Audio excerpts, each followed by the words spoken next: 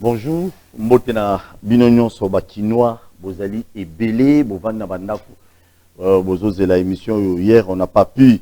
Tolinga qui émission ya autosalina ale bolodjoa, autolobela qui makambo ya moi si ya Joseph Okito. Moi c'est Joseph Okito. Et les kamwa mingi pour que non, à ta gouvernement to ba konzi to ba tumusus. O ba boyinze moya nini to salité, ba meke un peu ko cha lisu. Temana bango moi si ya mutu, moi si ya Okito, moi si ya Joseph Okito.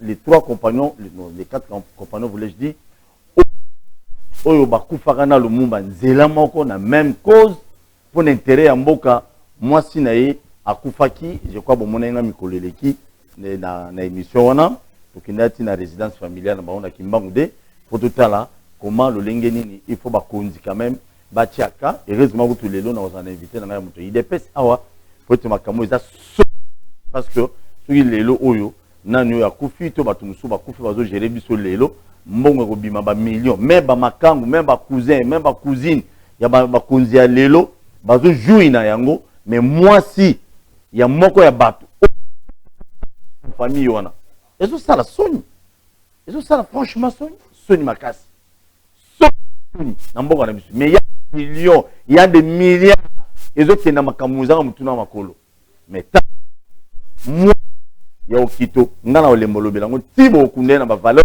na ba honneur pourquoi parce que azali moi si ya ba cause la héros mais je crois la pas passer bon mona chambre moi si o ya Okito azolala quand même bando ça la passe le ming spécial nini to salité jali moko ba nzembo baleki na biso basali Lambert Mende azaki lésé tozo bandana wana Lambert Mende azaki lésé par rapport à propos ya maman Semek pour moi si maman mo na sala qui interview na eleki ya Okito Lambert Mende était très déçu à lobby que no ba kosele makambu ye atikala okende kunate alors na sengi bato bazana régie soki bazana baza prêt bachele biso élément tout ça qui a traité na ndeko ya Mende pe azali au cadre ya CCI boyebi to soit Paul bien to soit Paul nazamu to acharnement te boyebi moi si ya Joseph Okito masa ouya ba hotel kufa corps ils en morgue jusqu'aujourd'hui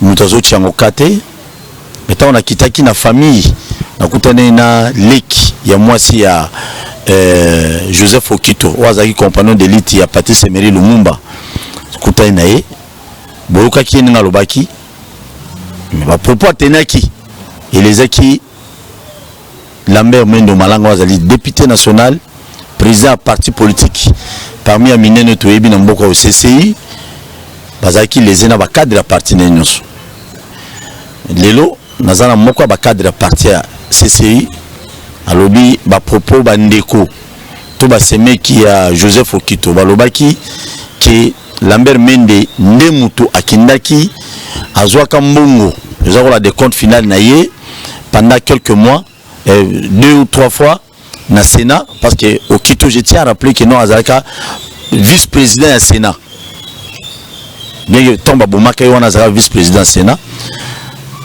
Lambert Mende azalaki à la base kozwa mbongo wana même mbongo lupangu tout ça nous ce côté évolué alors lelo moko ya ba cadre ya parti politique ya Mende balobi to soit Paul on doit recadrer les choses Mouta boni bien Paul qui mezali ezali boza lésé na ba propos ya maman alobi Lambert Mende vandaka na katakokombe na ndako ya maman Kajinga Mathilde wazaki mwasi ya Joseph Okito bino bolobi biloko babeti wana na ya Sénat nyonso autorité morale na bino Lambert Mende pour rien.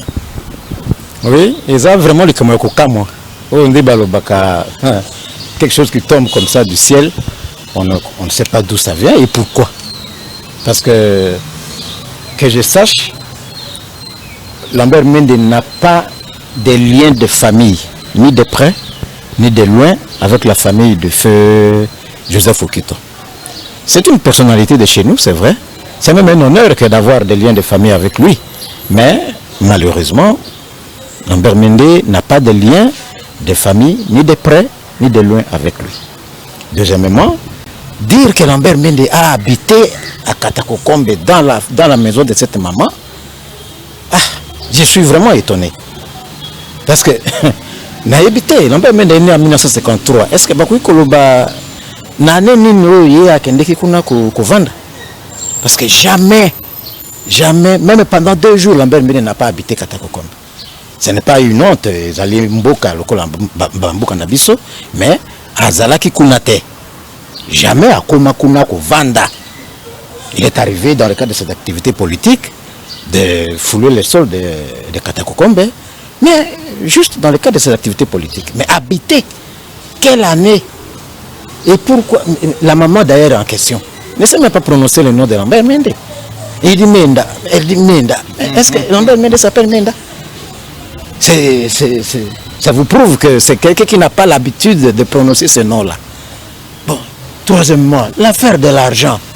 Est-ce que Lambert Mende fait partie de la famille de feu Joseph Okito pour qu'il vienne avoir droit à... Balobi que Mende Nemuto a facilité une tâche pour amema mwana ya Okito, qui comprend de l'île ya Lumumba, pour qu'il n'ait pas soit makokiwana na Sénat. Donc Mende Mutazali qui la moi éclairé na bon. Mais ça n'a rien à voir, papa. Mais il ne connaît pas ces histoires de la famille de Joseph Okito. S'ils étaient partis chercher l'argent au Sénat. Mais ils étaient partis chercher. D'ailleurs, elle-même, elle dit quelque part là que na mama wana na bana bazala qui kuna na Sénat. Bon, alors, qu'est-ce que Mende a à voir? Rien du tout. Mende, Lambert Mende, autorité morale, il y a un CCI, à Tigala Rosala Runati. Ayebi dossier, on a été accompagné par mon petit. Atakoyeba, Ayebite, il est même surpris que Bazo cité Kombo Naye, Nandikamoko Ye Ayebiti na mon côté. Je présente d'abord mes condoléances à la famille de feu, la maman, l'épouse de Joseph Okito. Mais ce n'est pas parce que elle est décidée que sa famille a droit de raconter n'importe quoi sur n'importe qui. Ceux qui ont besoin que Mende Asali Sabango, mais ils peuvent venir, Mende Asali Sakabatunyo sur Sankuru. Mais ce n'est pas une raison pour commencer à les vilipender n'importe comment. Des choses qui n'ont jamais existé, je dis bien, qui n'ont jamais existé. Nous n'avons aucun lien de famille avec cette famille-là. Lambert Mende allait habiter. Je dis bien qu'il y a une mauvaise intention parce que ce que les Arakebalobaki, Mbongo à Sénat, ça c'est un autre dossier. Mais dire que Mende a habité... Mbongo à Sénat, ça va. Non, Mbongo à Sénat, je dis que ça c'est un autre dossier. Peut-être que, je ne sais pas, c'est à l'époque où Lambert Mende était sénateur. Des bazos c'était Kombo Naye ou bien quoi? Jamais ça n'a existé. Parce que nous avons parlé avec lui, il ne connaît même pas. Oui, Feu Nestor Okito, vous êtes de la diaspora, vous allez prétendre que vous ne connaissez pas Feu Nestor Okito. Donc tout le monde, Lambert le connaît comme un grand frère, tout ça, mais c'est tout. Il n'y a rien, il n'y a aucun lien. Et pourquoi? Merci. Nous qui cadre à CCI à lobby boy. Makamba maman va lobaki qui Lambert Mende au Malanga, autorité morale et à CCI, député national, azo siégé Sikoyo, a tikala kokendete na Sénat pour accompagner famille à Joseph Okito, baki nous mbongo na Sénaté, mbongo loponga botolate et lokoti. Wana malobaya moko ba cadre au cadre ya CCI. En quelle qualité a que nous koboto na mbongo ya lopango? Te babi obotolate bokendanga si oto ke no kabolana ndako ya onde pesa bulu e kinanzela. Comment? Mais pourquoi? Est-ce que nous, Lambert Mende de la famille, pour que Bakenenda... Non, je ne comprends pas. Il faut peut-être zongera les sous. Kende zongera bango, tuna bango. Na cadre nini ou Mende Azai Koya Kokota na Makamo, même ya mbongo ya Lupango. Même ya mbongo ya Sénat. Na cadre nini. Kindeko, kinini. Je ne comprends pas, vraiment. Ça, c'est de la mauvaise foi. Et nayebi que derrière la famille wana, Makamu c'est dans la carte. Maman a nazali bomate. Pour abimara boy paf, ils ont tout le monde a utilisé. Ils ont tout le monde a utilisé. Merci. To soit Paul, j'ai été toujours milieu du village. Mais nous étions la union sur Yebagi Joseph Okito. Sur Bokundi moi sinae, Bochata $10, $10 Bokundi moi sinae. Vous avez quand même quelque chose d'important. Nous étions la raté. bikolo nyonso tous les tribus oyebi oza congolais oyebi ke Lumumba akufa pona mboka oyo Joseph Okito akufa pona mboka oyo akufaka na fonction lokola baati aza lelo nde babomelaka ye na moma wana Paul Maurice Mema aussi bato nyonso bakufa mais mwasi ya Okito akufi lelo na bakondition azaleli wana bien ke nga na osenga na kolutu na biso mende papa na biso mende soki okuyi okanga matoi okunda ta mama Lumumba na sa mabele on va pas me laisser davantage. Et le c'est ça. Merci na régie ndengeni ba télé les maonam. Je crois nanda kubulandi biso très bien likambo wana nazo pona bato bazwi biso na mo retard moi si à Joseph Okito ngana lati venait likambo parce que les ana bato bazo sombela ba makangu na bongo je connais encore à l'époque les ana mokonzi moko na régime passé akiko defa soki 1 million de dollars na FPI pour sombela likangu na ye ndaku achena ba conditions appropriées selon demande likangu na ye akenda kozwa ti lelo na ebite mbongo ngo azungisa tote na ebi na ngati IGF vérifier non liso na ibisona mona tanga comme on ezati IGF vérifier non soki 1 million ba defa kuna izana bato belé ba defa mbongo à l'état bazungisa te mais basala eloko monter pour na Congo mais Joseph Okito asala quelque chose pour na mboka oyo akufa na fonction ndenge vice-président Sénat lelo azali ndenge babomelaka ye mais si le silence des morts et ça la mbongo ram bongo Okito moi c'est Okito ba million ba jeep nyonso bozo très capital surtout lobby to soit au laxani to laxabino eloko te beaucoup ndemo so Okito vous mangez aujourd'hui vous conjuguez verbe manger aujourd'hui na présent mais vous oubliez l'histoire bato basala ke bino pas bino boza beaucoup na maman ça ne coûte rien du tout même moi si il y a Maurice Paul j'ai été avec son fils m'a appelé hier avec même maman et biso bakunda le gouvernement Kabila à l'époque bakunda surtout sur lobby boy yo boy pour l'accès bolingo oyo ba Maurice o ba oyo ba Joseph Okito bazalaki nango batika ba immeuble teninga bino bwana ngo lelo mboko za ba parents biologiques na bino te on les répète chaque jour na ba émission na biso très bien spéciale émission nini to salité pour nani ba pekisi nzembo wana mais ba lobi biso te naza ndeko na Flori boni bien ndeko Paul solo mo li casque ça la bien ndo solo na Fatima Fatibe merci Fatibe béton mu kontombolo be Fatibe yo ndeko lo ba béton na lo bila wona Fatibe béton akunda pe mama oyo béton akunda kontombolo be béton akunda mama oyo très bien yende invité na biso azali moko ya IDPS azali parmi ba au cadre ya au cadre de se produire mais parmi ba cadre ya IDPS au babunda depuis tongo ba mela lacrymogène ba zwa ba mbata na régime passé mais tilelo non va pese musala très bien yende to betani masolo mituna na bino biyano na ye très bien pour na nini na lobito lobela spécial tout ça la émission spéciale ni to salité ngai to soit pour les mots ça la nga passe et ça to soit passe pourquoi un loi ayemba pour na ko et motiver un peu Mobutu à l'époque pour que Mobutu a géré bien entre autres Kolo Tonga Botoli Tonga abokila Kingo Wadondo papa za vivant ilelo papa Kingo ayema banzembo ebele na ebité censure à l'époque sous les alaka toté bala mwasi na yo zo biloko tala jo sepela ya arama olia bino bo recharger ba crédit to beta biloko mandat à l'état ici là si les lois ont na babar qui est paix à son âme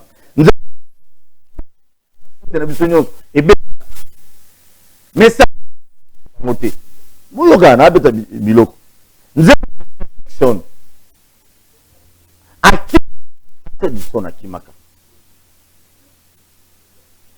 ah Max addiction mais na ba réseaux sociaux nje mongo zongi net ya lelo ayemba tout passé dès que pas qui m'a pototi lelo pour marcher addiction pas qui m'a kenda Belgique azonga a évité comment on diaspora comment on diaspora merci beaucoup Mais ministre nanga ya tutelle Patrick Mouyaya que je salue na Eric Chikuma to kemano yaya okuma député obosana to soa Eric Chikuma bando le la monga coupage comme député Mouyaya lobby eza ko engager gouvernement te mutu a suspendre ya to kenanga ba IDPS parti au pouvoir Kabuya a lobby no biso to za ba ino IDPS eza innocent fait injonction mon côté. Maintenant, mes chers compatriotes, Nabakonze na biso boto landa biso. Mutu ici ebeta na ba télévision o tobo sanateur ke ba télévision ba chaîne na biso belé bona Kinshasa to na Congo mobimba courant mais bino bosuki na bino ba télévision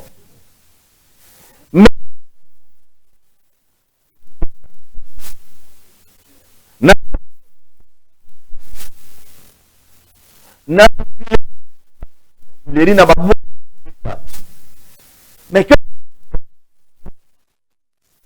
déjà dans les réseaux sociaux bakonzi na biso quand on besoin décision mais il y a ba garde fou nango ezanini na yoki tchala mwana pe tchala mwana mamoyo oye pas na studio et après si ko yo Zembo na yo ba ki sentir la censure déjà avec beta manango kututi wana tchala mutu na déjà bino ba PP de so bo pese mo encore dans studio donc Zembo na ko bima nango te censure la censuré je vous informe déjà là il faut oublier Salamon na sala Nzembo et pas de Salamon salut ah ndeko to bandana no oui biloko né na mona boza ko aider chef de l'état te bino ba collaborateur na bien qu'il est pesa wangani alobi il est pour rien bien que mais vous savez que moi ça fait mal personnellement tout soit après ngai sala ngai passe bino boko boya banzembo bongo parce que botelemela biloko tant va no suspendre banzembo ya ba Marcel Dixon ya ba Redi Amis bino na opposition 37 ans na limité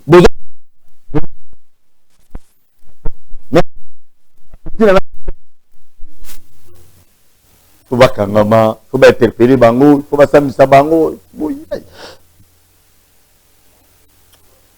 lelo beaucoup mo samisa bango réaction merci de Paul aux anateurs lobe merci na ndenge au fait une invitation pour les loto expliquer Kinois moment ni na profiter na micro na yo pour na saluer hiérarchie na la partie premier vice-président l'honorable Jean-Marc Kaboun et puis na Asani Augustin Kaboula. Bapeso Mathieu Non, parce qu'ils se sont inspirés dans Mokolo ya les 12 il y a 11 mois pour la mission de l'UDPS toujours dans une journée de la base. La journée où base de Bimaki, journée où tu vas dans Mokonzambo pour retirer ce ils ont une journée où tu vas que Fachi ou rien. Ils ont une journée où tu démontrer dans l'UDPS c'est le seul parti qui avait une base. Et la base qui devait faire orienter certaines choses. Si les lobas ont des alors. Base des alliés parce que derrière toute base de Konou Makassi de Ropol. Base de Konou Makassi et tous alliés, il fallait encourager la partie, surtout dans l'initiative Wana, mais on a profité de la micro pour encourager, on peut que base on a la présence cellulaire, cellule dans la section, dans la fédération, dans la base pour soutenir la partie. Paul, merci beaucoup. Namoni Sengeli malamu to ebisa ba Kongomani. Apparemment tangu Nzembo ebimi batunde. Ba kotisi songi. Ba journaliste balingi ba au fait balingi ba créer Nzembo. Ba journaliste, je vous dis. Non, non, parce que bino ne peut faciliter bisoto les écran. Oui. Nene na loba boso na lobi lo pe se peli sauter au katanga. Mais ce que tu na loba, c'est que tu as voulu que le peuple ça la nini. Oyebi na linko rappeler na ba congolais boy. mokonzamboka tango akomi na pouvoir alobi na ba discours na sala lobi je trouve mal bakanga moto ba inquiéter moto po afingi régime to po atelemeli mokonzamboka to po afingi mokonzamboka. Ça c'est le discours ya mokonzamboka Félix Antoine Tshisekedi. Fachi Beton. Chef de l'État a banni kozwa ba décision ya ko administrer bato. Il a mis fin à la prison politique. Batuni chef de l'État pendant campagne dans Top Congo. Ce qu'on commis mon compte la décision liboso rozwanini. Abi na okanga ba cachot de fortune. Ba cachot en air okanga. Na ni ko yebi salon de Paul. Lobi to na kata taxi na ndeko mbandeko mo wa mibale en air. To bando solo roi to yebana kite to solo le roi aventure. Suka na wa yebi sanga bindeko na ngayum to le na TV. Yebi sa ba congolais ke lelo en air ni ko lo ba chana si. Lelo ane reni koloba chana se nzembo ebimi nzembo na ba congolais musu ba yokite déjà na ba réseaux sociaux bakangi bango nous il y a de qu'on biso Fabregas a émis nzembo na elilingi ya pamba elilingi kaka parce qu'il faut qu'on rappelle que tous en a ba politiciens à réseaux sociaux. Tous en a ba politiciens ba gagner ba élection dans réseaux sociaux. Tous en a ba politiciens ba la légitimité dans réseaux sociaux. Non mais c'est Fayoulou. Là on bon batté. Tous en a ba président ou ba nibenga ba président élu dans ba réseaux sociaux. Et les lignes de report aux journalistes. Réseaux sociaux. Sociaux. Mais dans les bon, il y a eu des fesses. Bon, il y a eu des fesses. Dans Zola Kibino, 3 points, il y a objectif, il y a eu des fesses. Pendant la Kisabino, mon condinabiso a parti, le secrétaire général Augustin Kabou a bouté, il a complètement raison. Parce que lui, pour opposition, tu ne vas pas dire que la lutte, il y a non-violence. C'est-à-dire que aussi Mamondo qui en rébellion, nous allons militer sur le plan politique pour que juste si n'a point tous au pouvoir. Na base na bituma na biso mokonzi na biso de heureuse mémoire kondo Etienne Tshisekedi wa Mulumba alobi boy alobi bitumba to côté ndeko Paul bitumba opposition tala nene papa ya maki biso na tango wana alobi za ya bato mabandi mais bato bagokata suki bagokosa ke toza na mabandi mais au fur et à azalaki na libandité akataki nde suki po akosa biso suki bokomona suki papa ni to salité voilà. Dire quoi je vais dire aujourd'hui na peuple congolais ba na dabiso lelo IDPS na régime ya mokonzi mboka Félix Tshisekedi abanda ko inquiéter bato apesa ba service inquiéter bato c'est bizarre parce que ekobima libanda ya vision na ye la vision mokonzi mboka alobi je mets mon action de Gopol. Or, pour que l'homme soit au centre de l'action à chef de l'État, il faut l'homme à la libre d'expression. Il faut l'homme à la libre de mouvement.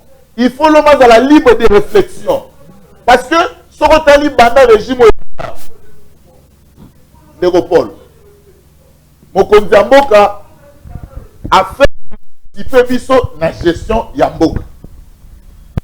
A tiki peu participer na gestion Mboka. La participera à la gestion la gestion de manière indirecte. C'est-à-dire, lui ne gère pas, mais lui il suit quand même les gens qui gèrent. Très bien. Qui n'est pas de l'émission, c'est important. Au moins, moi, si il y a Kondo Okito, à Koufi, Bino Bozoli Ambongo. Non, mais là, on va bien en ligne de Gopol. C'est ce qu'on appelle une valeur citoyenne. C'est-à-dire, la dénonciation est une valeur d'un citoyen. Parce que. Mais malheureusement, na beto biloko bon yo continue ndeko Paul na TV moi c'est okito akufi okito zalaki moto monene okito zalaki boye boye okito zalaki boye ça c'est qu'on appelle une valeur citoyenne c'est-à-dire il faut dénoncer ah dans les autres il paraîtrait bon bimaki hein bah comment on a vérifié de longtemps mutumo c'est-à-dire que les non, c'est-à-dire de ses habitudes, même l'administration publique, il aura nécessairement des reports, des Wassa Koufi, il y a des frais funéraires, après bon c'est dans la bureau ba savoir ba tout mo kende si on est dans le banini soko tali na ba objectif na biso ya UDPS soko tali na point 2 statut na biso ya UDPS c'est lobby boy oui na statut wa ni de ça démocratie pluraliste sur le plan politique c'est-à-dire biso UDPS ne na ba acte na yebo romona lui il instaure démocratie pluraliste. Aujourd'hui, tout le monde est libre, même au sein de l'union sacrée. Au moment où on a frustré, baza koloba, au moment où on a tout d'accord, baza koloba. Donc nous avons lobby à au sein dans le parlement. Ba pe ça y est ma coquille, il y a loi, il y a réhabilitation. Pour ça la coalition qui to ça la to pour ça état de siège et c'est na ka que tous les dans le parlement. Mais tant que commis bien que nous avons une majorité acquise en faveur du chef de l'État. Mais dans le Parlement, les députés, en toute démocratie, et aussi tout le mouvement état de siège. C'est ça déjà. Deuxième, na point 4, il y a statut Nabiso. Faire épanouir un climat de tolérance. Ndeko Paul, à lui de paix, c'est la tolérance. Même si au côté le mapé tolobi toboyi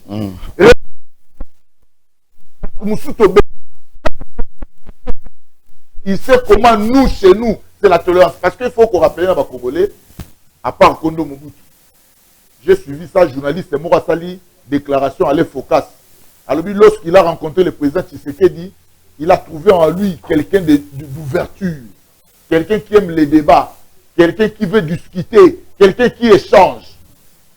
Et puis, pour la suite, c'est un 5e point à statut, Balobi, faire respecter les libertés publiques. C'est-à-dire, nous, à l'UDPS, nous avons aussi le devoir, dans le régime, de faire respecter la liberté publique. Nani Kolobani Ndeko Paul.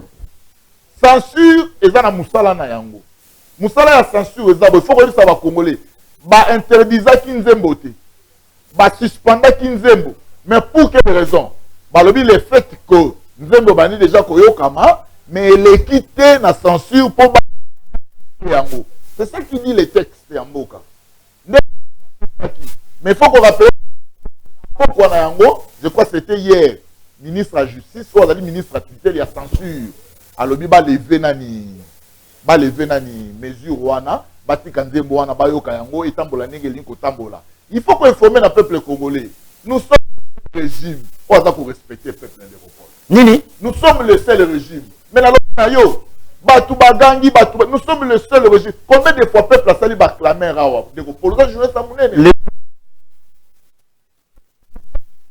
Combien de fois peuple a sali dénonciation gouvernement azongisima. Combien de fois? Oui, bon ça régime ani. Nous sommes le seul régime. Banda Congo ezala Congo, pour respecter peuple, pour respecter base.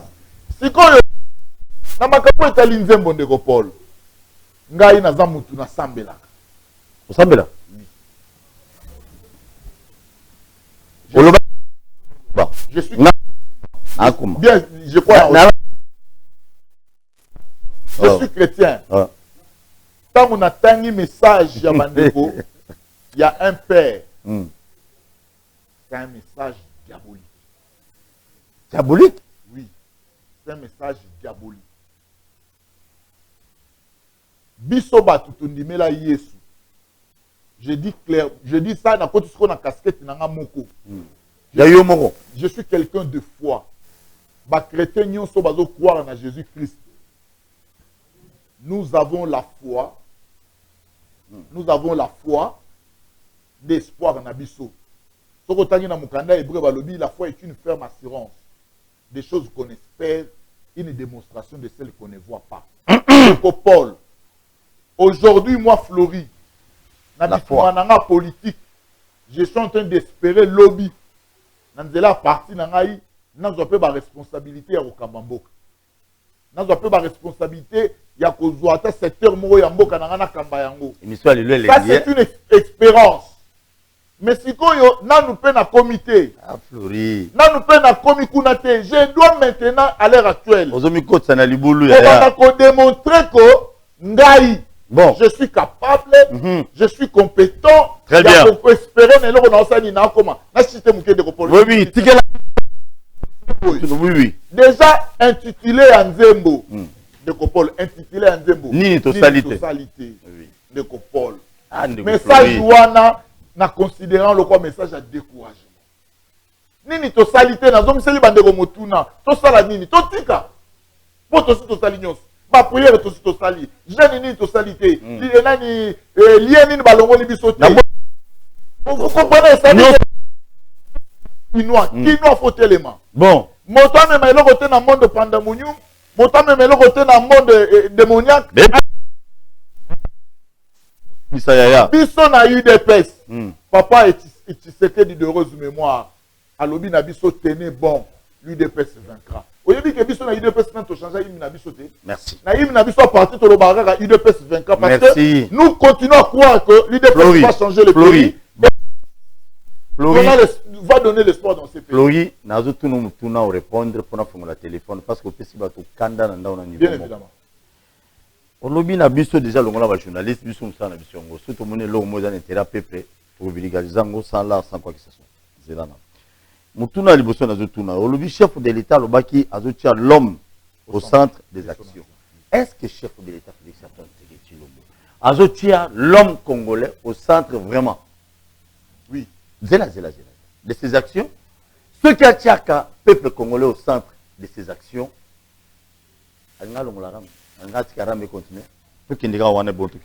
rapidement. Paul. Nasina les gars émission na yo ba congolais balanga ba kino balanga na expliquer malamu na loba que ram ezali recommandation ya organisme international au biso to kota RDC Union internationale des télécommunications. Merci. Mais biso to sela ngomba. Pona clameur ya batu. Balongoli ba téléphone ya ba G2. Oh ba que téléphone ya G2 ezali téléphone ezali à 75% détenu par le peuple congolais. Toza 100 millions ya batu na mboko oyo. C'est-à-dire 70 millions ya batu na Congo basalelaka téléphone nani G2. Mais on a balongoli yango parce que on a considéré que moto ça le téléphone GD parfois avec le poids de la pauvreté, le poids ya kozanga makambo belé, il sera peut-être pas à mesure. Il y a qu'on maintenir avec les RAM, mais bato bana ba téléphone Android, les RAM continue, RAM toloba qui bien zali recommandation parce que les RDC ils ont faire partie Naba organisation internationale. Merci beaucoup. Déjà, on a commis message IDPS. Ah, ils ont un père. Ils ont un message diabolique. Merci. Oui. Deuxième, ils ont respecté le peuple. Vous avez vraiment ceux qui au régime OU. Ils ont respecté le peuple congolais. Merci. Tu vois, oui. Merci. Tout qui nous. Message mutuna mibale, message diabolique au bande qu'on a un père bayendi pourquoi? C'est-à-dire que dans le lobby en clair, message à un père et un message à décourager jeunesse. Très bien. Et si on a pas trop comprendre. Au lobby na biso a opesi biso ce qui référencement biblique. Au nom il faut se référer na Bible sur na hébreu. La foi hébreu. Donc la foi vient de ce qu'on entend. Je crois hébreu 11. Ça on dit calme papa. Ah Flori mon mayel. Si autant nous sommes dans peuple congolais basé na foi, bino bato bozo diriger les bozo lia bozo tonga bozo à l'aise, mais peuple congolais en lien ne l'autre, yo le bina biso to zala. Biso ne to zala kondima, bino déjà bolia, c'est ça. Non, je vais m'expliquer de Paul. Très bien, rapidement pour te évoluer.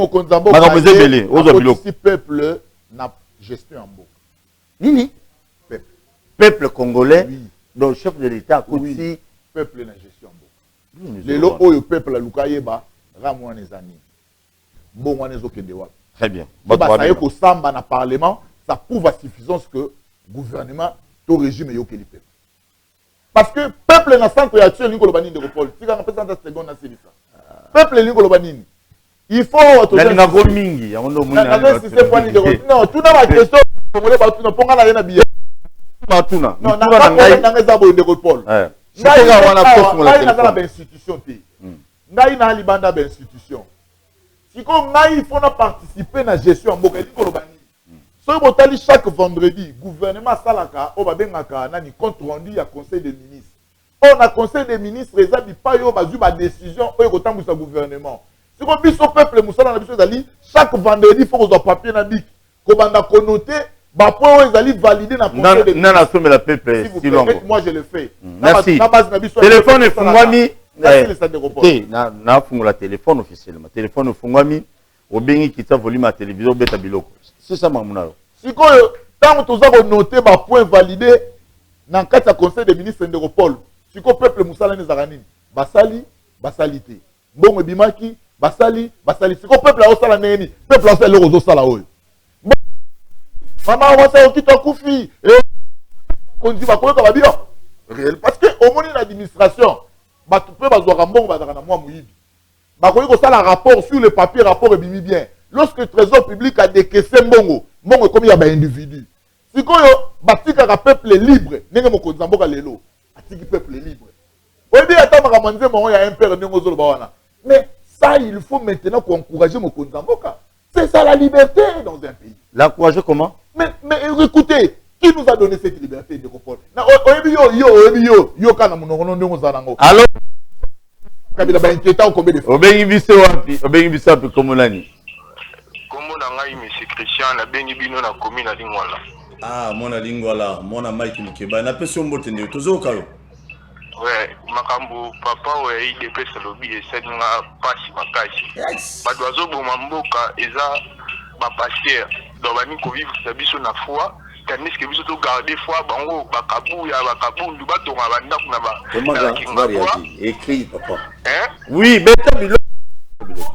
donc biso to garder ka foi eza bango ba pasteur andi bazoboma mboko donc kandeza ya Mobutu 18 ya Kabila 3 ans ya Fachi biso to garder rara foi bango kuna na bana bango bazokeba bapoto biso to souffrir mais eza te pour ezate pour bongo saka na population boy merci beaucoup merci mon ami merci na PCP bonjour kota zali a retirer bango wana ba parole wana lobby pour échoquer biso makaka merci à retirer déjà il y a da flexible kota population très bien de lobby biso nde to lire to bokola mangana foi to lataka foi mais non na WhatsApp je ne je me rappelle à WhatsApp, c'est pour quatre sur appel normal les côtés. Très bien. Ah, au moins mon lobby a fort et même le problème. Donc nous là, biso population, peuple congolais, on dit ma foi, bino bozala bino bien. C'est très intéressant. S'il vous plaît, ça c'est l'idée. 52, 53 ministères. Oui. La sanité. Mais tout ça c'est 100 millions. Papa, biso soko papa ministre. Ceux qui vont nommer des repos, pour accompagner. Alors, il faut tirer de quoi le bané. Mino va te dépêcher, mais il très bien, merci beaucoup ça fait mal. Nous avons il y a bande ko impère, ngi boyo kinde ko na biso lobby, abi ministre de justice à lobby, batika mais censure wana na comprendre. Allô bonjour. Allô bonjour. Obengi wa komuna ni mama. Mama komona nga ma Mirai na bengi na commune ya Chele. Commune ya Chele ma Mirai kita. Papa kitela na Pauline. Kita ma Mirai.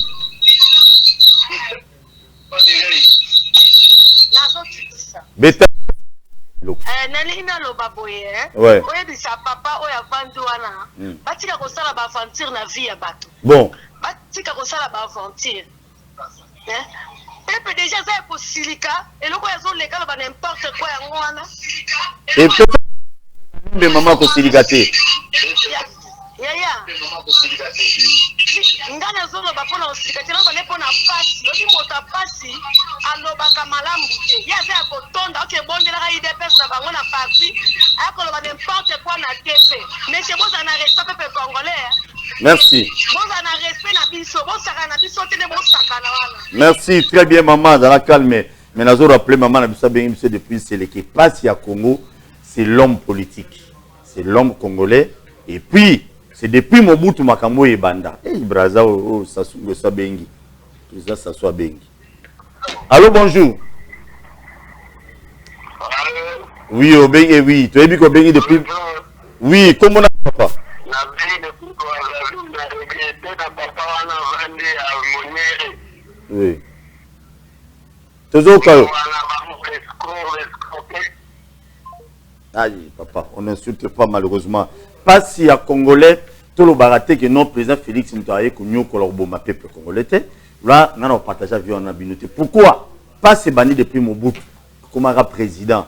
Pour les autres, tout le là-bas au Quito, le Mouma, moi c'est au Quito à Koufi, moi c'est Baboma, on balinae, na le Mouma Koufi, il est quand même responsable à l'Iwaya, au Quito. Le moi c'est à Koufi, moi je connais Zate.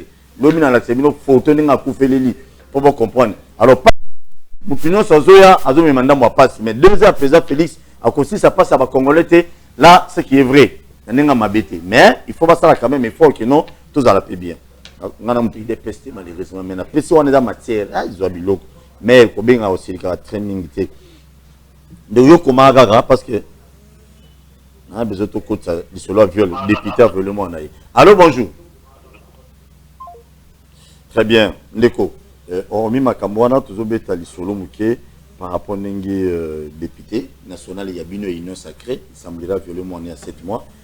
Ça fait quand même mal jusqu'à aujourd'hui. Nous avons des menaces, allô, bonjour. Oui, bonjour. Toujours au Bengu Api, comme on a dit.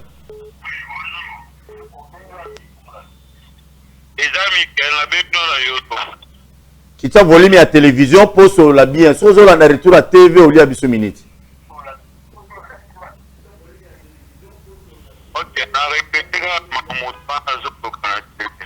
Oui.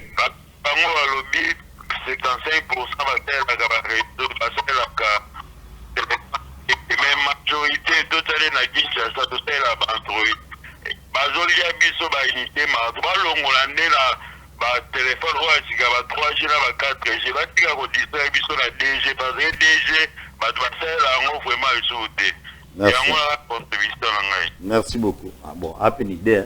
Android ata $20 et comment ata 15 qui na gambela wana ibanda wana na nini bobe nani na baya su na Koweït okuta mwe belé DG za la suite. Allô, bonjour. Oh, bonjour. Obengi wapi komo nani papa? Bonjour papa, na bengi na komina ngalema. Tozo kati tozo komo nani? Komo na pa Doms. Oui, tozo ka. Moi pour Kalonda. OK. Akinde kona biso azoro bawana ide peso wana bazana soni tena makamu nyoso baosala. Ba présenter biso peuple bilani au bazana ngo jusqu'au aujourd'hui. Bozana na foi. On va dire que la sauce qui tient à $10. Si les le resate. Bah y ba kuti ba fonctionnaire ba riéreza. Bana kabila tira salaire qui les lo. Ba grève zo continuer na ba médecin. On a 37 mois. Et à moi, il y a un tour à répondre du peuple de continuer à gagner quoi. Vous en avez condiment, vous avez des à lobby. Je vais soutenir mon conjambo gata. Bango ba ine gotondi sa mabomu na bango na bambiance na mituka na batipine ba ola kisabiso. Balaka biso to konyata masango lokola kayasi yango na tozo vivre lelo. Toza na enfer. Merci beaucoup, papa de Gomso Akota. Merci beaucoup. Très bien, merci beaucoup. Bozana Kondima, il est fait ça, il est surtout en foi. Dans ta boule, la moine a zobé la lina koufa, zalaga en foi. On est battu des personnes au lobby. Nous avons floré dans le plateau, nous avons très pété à mon lobby. Très bien. Bon, on a Katinano réagir rapidement et bon, tu as dit sur le viol. Il y a des députés union sacrée violé moi il y a 7 mois. Merci Ndeko Paul na ningo ça va peuple congolais na ningo kanga mabete. Biso nyo surtout comme ba ministre té biso surtout comme mandataire té. Na ba pays ya batu normal, des les hommes normaux. Ceux qui ba ninga ba kei na ba institution biso ba etutikali, nous allons excusez-moi. Et bon comment député. Ah bino bonne idée. Allô, bonjour. Merci pour la. Oui, bonjour. Qui t'a volé ma TV? Oui. Oui.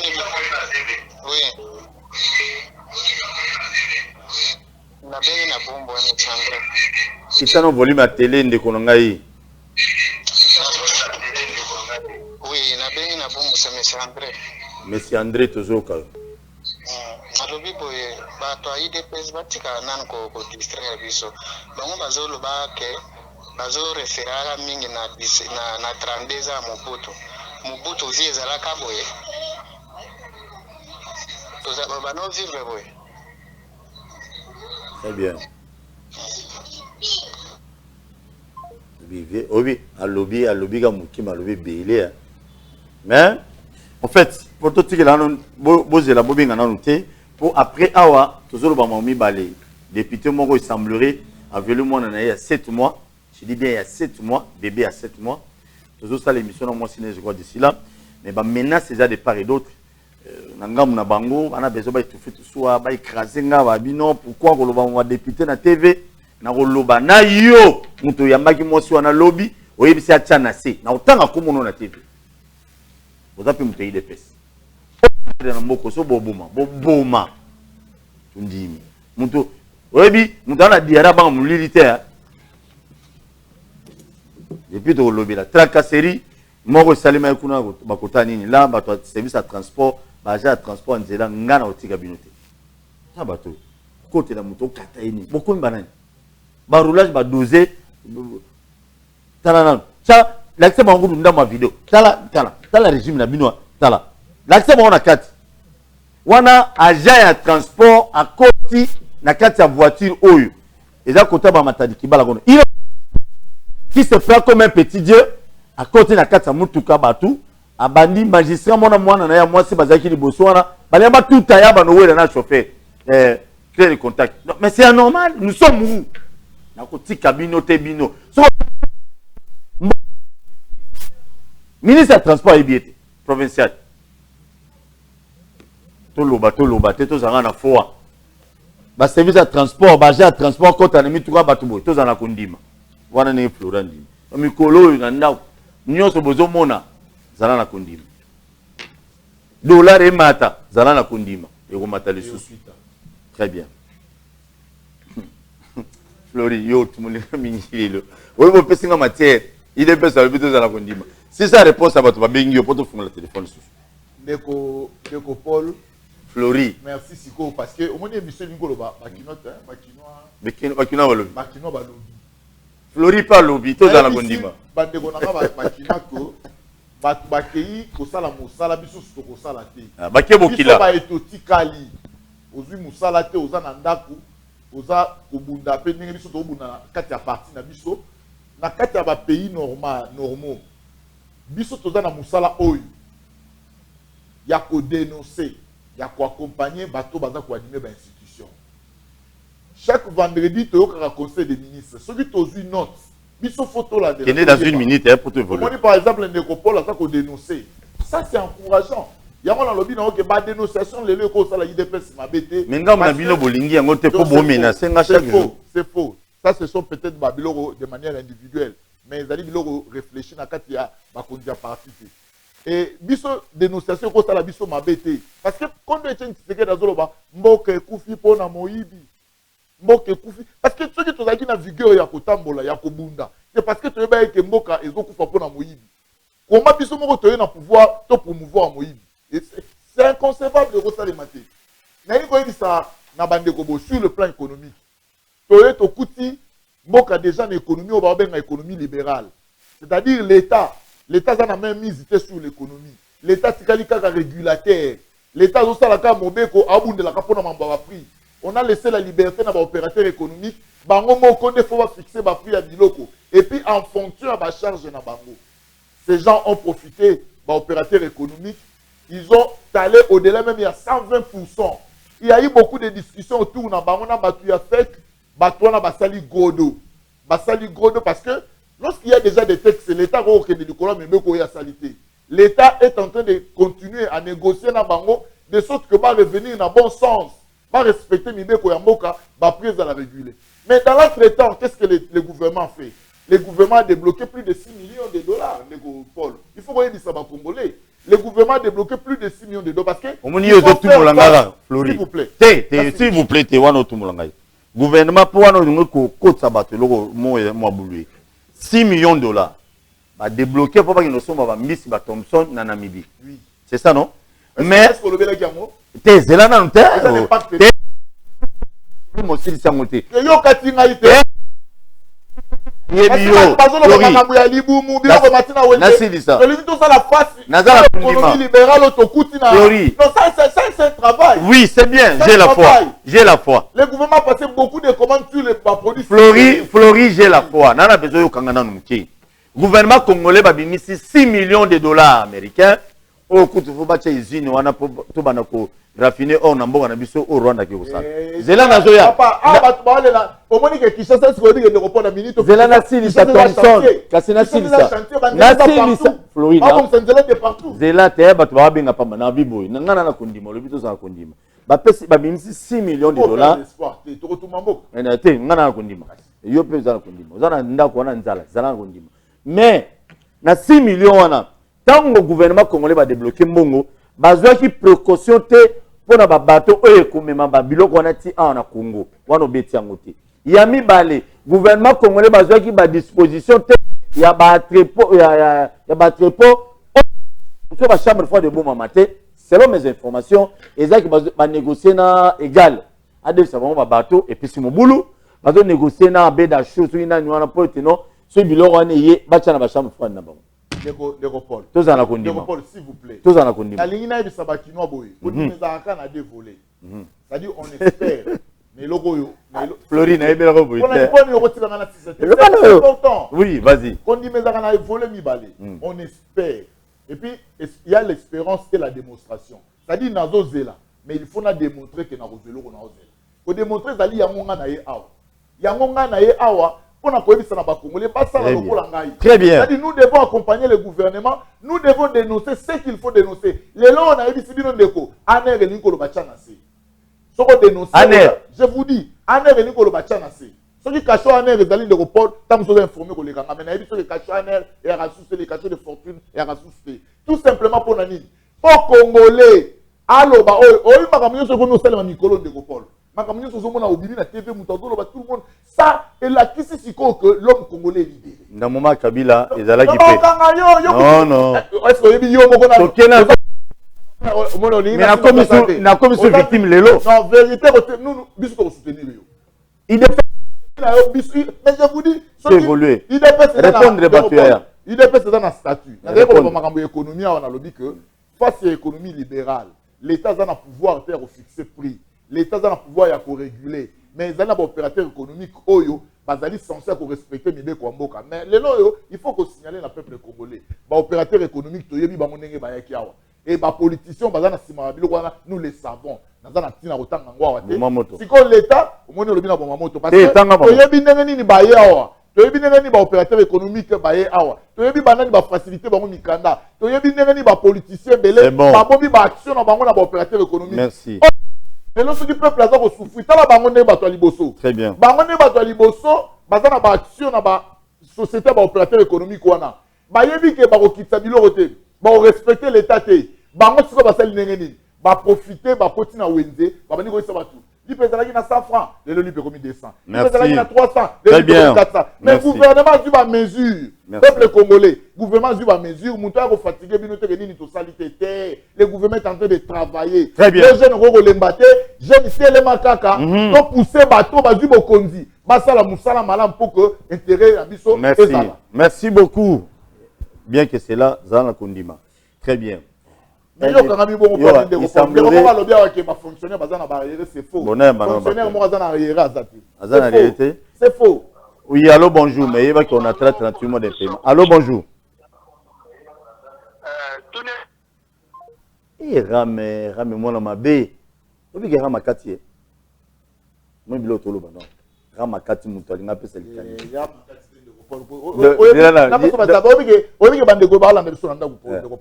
Le pays a existé 60 ans. Le pays a existé 60 ans. Bisoto Koti, Nandela Kobongisa. Et là, Liboso, tu as l'autre saline de repos. Ce qui m'a outi, Wendy. Allô, bonjour, comment? Bonjour, papa. Allô? Obengi wapi komunani? Allô, bonjour. Nabengi bino na kamba dia dinge kombo na ngai onyumbe kinyama. Ah, ndeko Lumumba. Ya kidisa mungongo loba na te. Kotomboka te, pardon. Nazoloba na kanda. Te.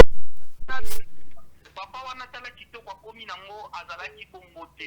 Alors ni kambo ya 6 millions oyo baba te ko pisa biloko kuna Kanga. Biloko wana ministre ya pêche élevage bakenda kosomba ngo, ton ministre ya pichon bakenda kosomba yango. Bazimo ba yokai. Ekende kosomba biloko. Papa pesa ministère ya pêche.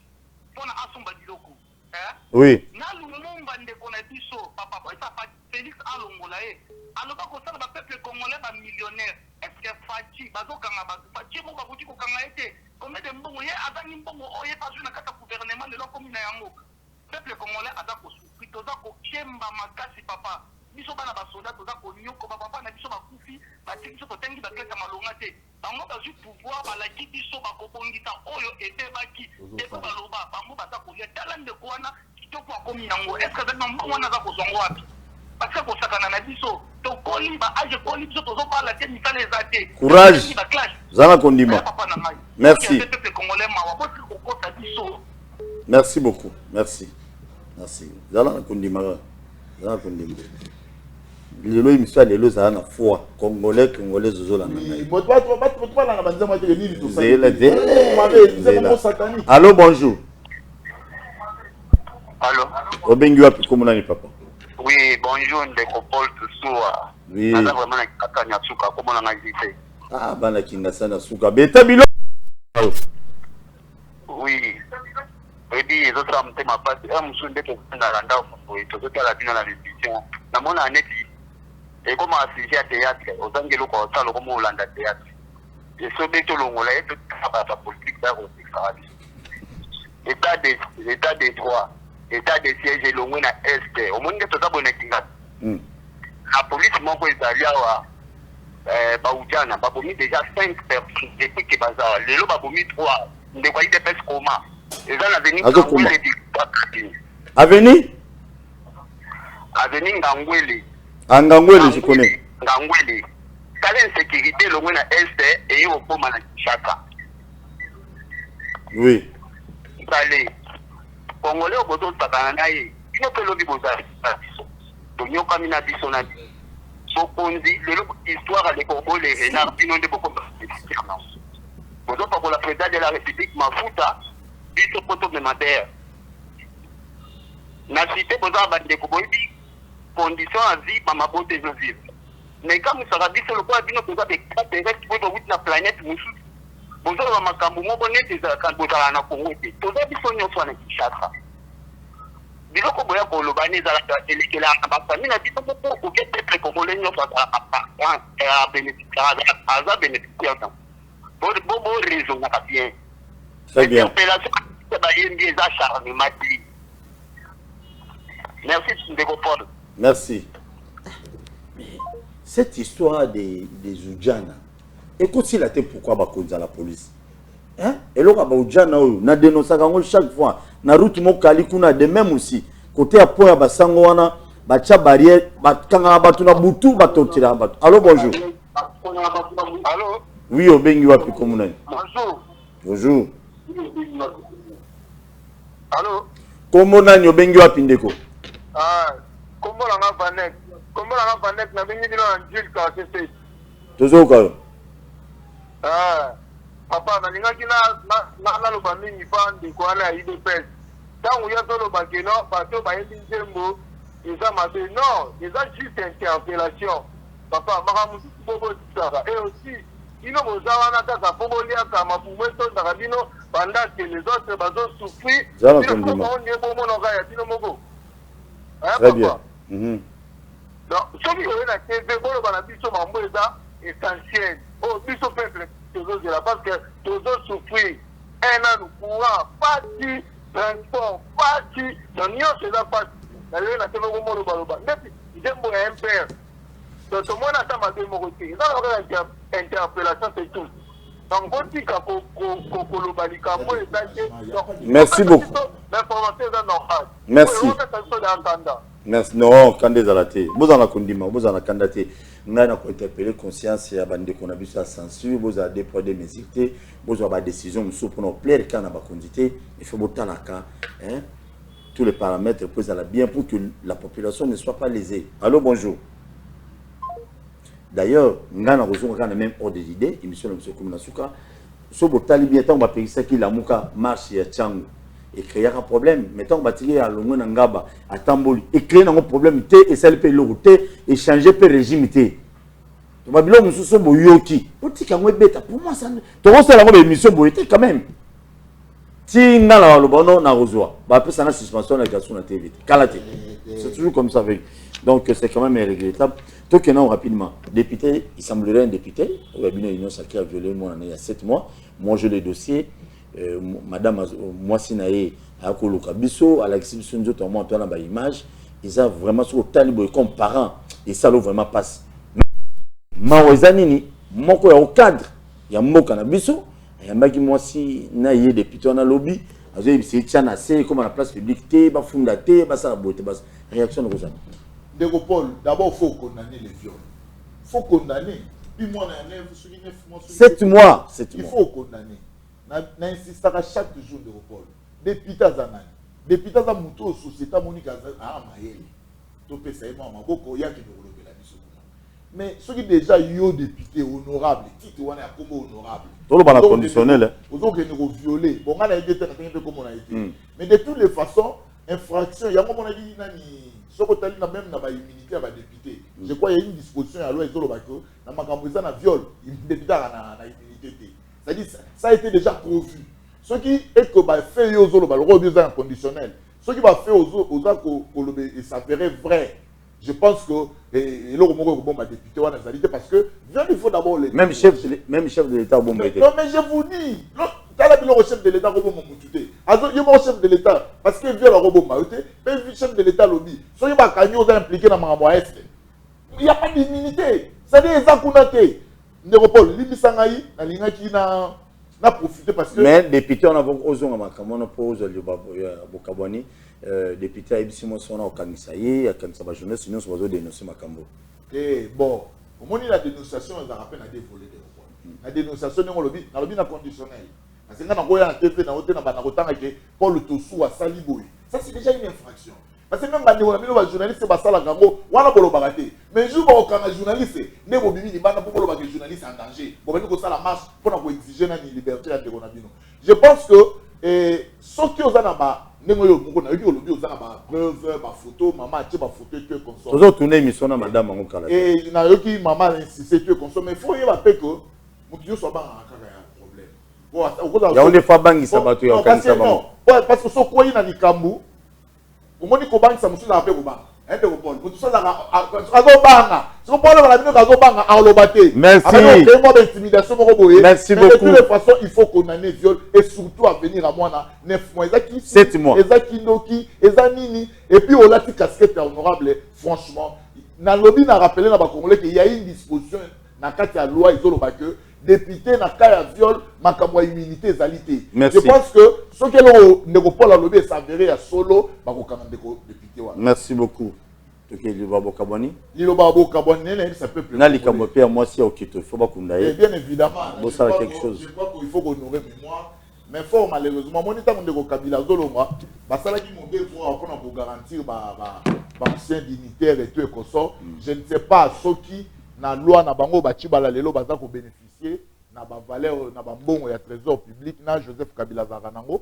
Je sais pas ce qui na loi wana va prévoir pe ba okito Bastia ba Lumumba, je ne sais pas ce qu'il peut prévoir, on va vérifier. Mais na loi na même on de dire le belawana, et ça comme ça Lumumba de bakunda na on moi c'est à Paul Maurice bakunda na passe na mikaka. Non, je crois que les premiers années de Paul, il faut que louer na nous leadership à Mokonzamboka o ya tiki biso libre.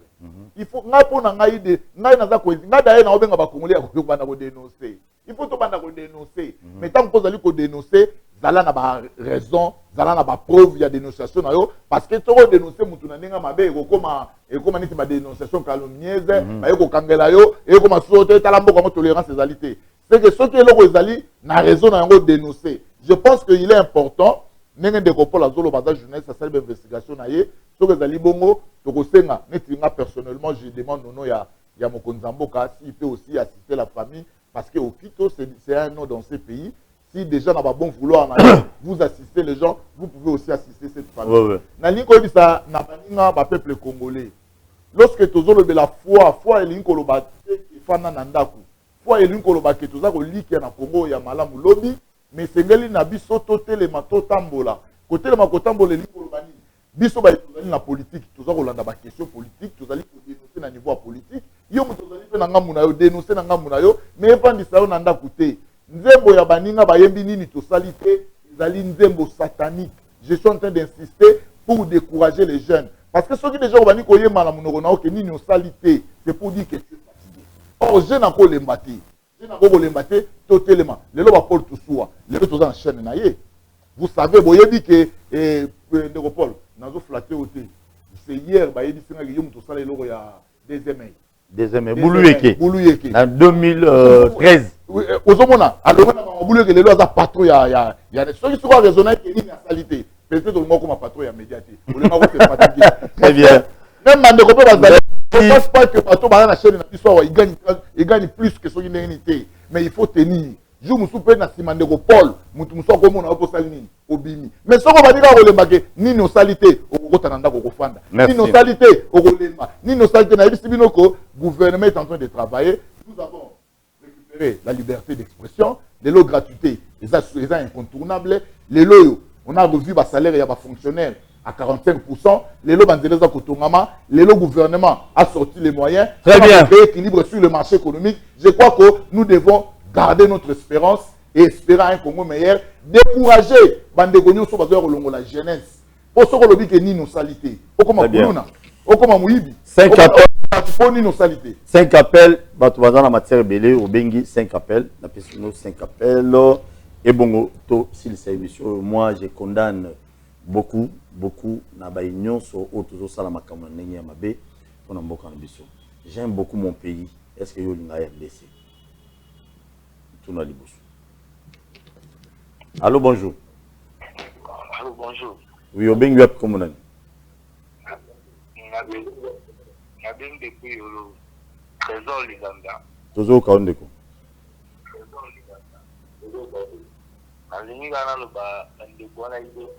Par rapport à la chanson à la MPR.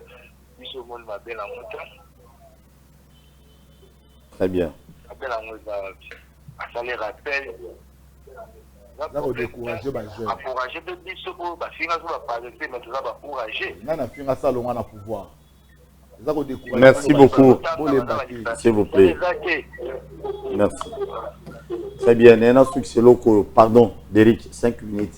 117 voyages à chef de l'État. On va bien voyager trop. Fleury.